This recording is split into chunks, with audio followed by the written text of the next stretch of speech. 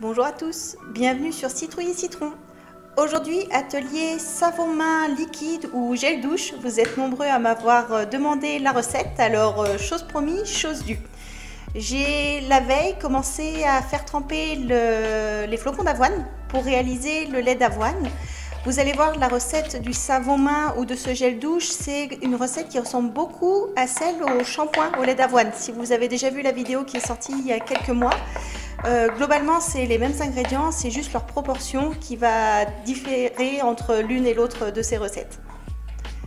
Donc je filtre les flocons d'avoine et sur cette petite passoire à maille très fine, on va aller les écraser de façon à récupérer tout le lait et tous les bénéfices hydratants et nutritifs du lait d'avoine.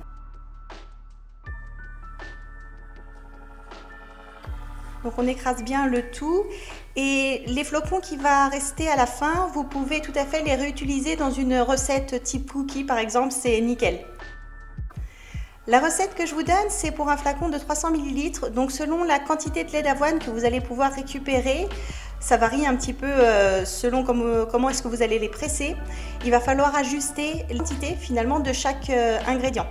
Donc c'est une paire de produits en croix à réaliser. L'objectif c'est de garder les mêmes pourcentages, donc les 68% de lait d'avoine, les 10% de SCI et ainsi de suite pour la recette.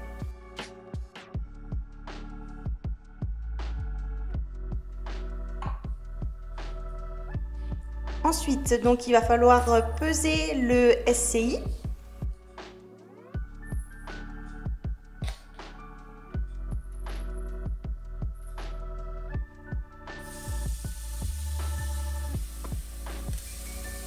Le SCI, il va falloir le faire fondre au bain-marie dans le lait d'avoine.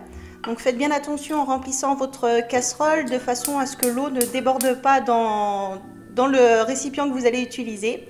Donc à feu doux, vous mettez votre lait d'avoine, votre SCI et vous laissez fondre tranquillement au bain-marie en remuant régulièrement de façon à bien dissoudre tous les granulés de SCI.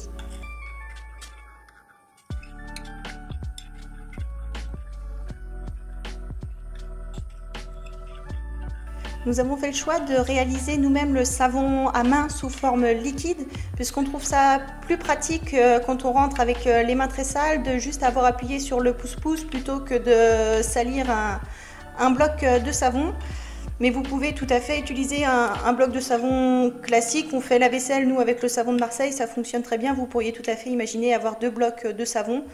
Voilà, c'est le petit plaisir atelier cosmétique qui nous intéresse aussi.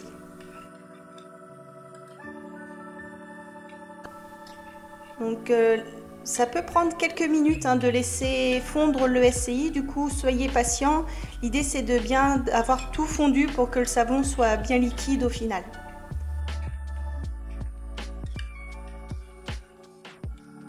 Et le petit conseil que je peux vous donner, c'est de rester pas trop loin de la casserole. Ça m'est déjà arrivé une paire de fois que le bain-marie se mette à bouillir et que l'eau déborde et se retrouve dans le bol. Et du coup la recette globalement elle est fichue si vous avez beaucoup d'eau qui est rentrée dedans puisque les conservateurs etc. qui sont mis dans cette recette ne seront pas adaptés à la quantité de liquide final. Donc ensuite il va falloir peser l'huile. Donc on privilégie des huiles de tournesol qui sont locales et qui sont bio. Généralement on fait ça avec de l'huile de tournesol de chez nous, mais là cette saison on n'en a plus, donc ce sera de l'huile du commerce. Donc votre huile, vous allez la rajouter dans votre lait d'avoine hors du feu et vous allez mélanger le tout.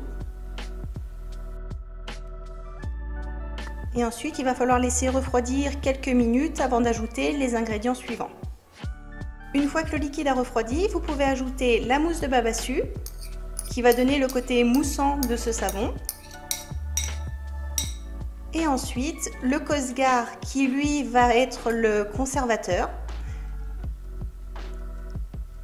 Et ensuite, la fragrance. Si vous souhaitez donner une odeur particulière au savon, si vous cherchez des propriétés particulières type antibactérien ou autre, vous pouvez tout à fait rajouter des huiles essentielles. Mais si c'est juste pour les odeurs, la fragrance, ça suffira amplement.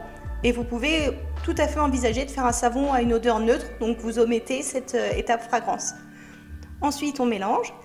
Et vous versez l'axanthane en pluie pour éviter que ça fasse des gros paquets de grumeaux.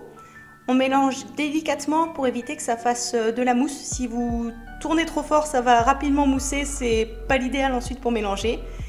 Et il suffira ensuite de laisser gélifier une dizaine de minutes avant de pouvoir mettre ça dans un flacon. Par exemple, ce type de flacon, un flacon pompe qu'on a réutilisé d'un savon, d'un ancien savon, tout simplement, de la récup. Et donc vous voyez, avec un petit peu de temps, le savon va gélifier, il aura une belle consistance de gel. Donc ça c'est version savon main, mais vous pouvez le mettre dans un autre type de flacon et mettre ça près de la douche et ça fait aussi un super gel douche.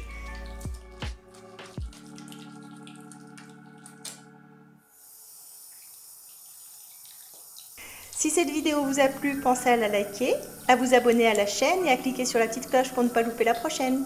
À très bientôt!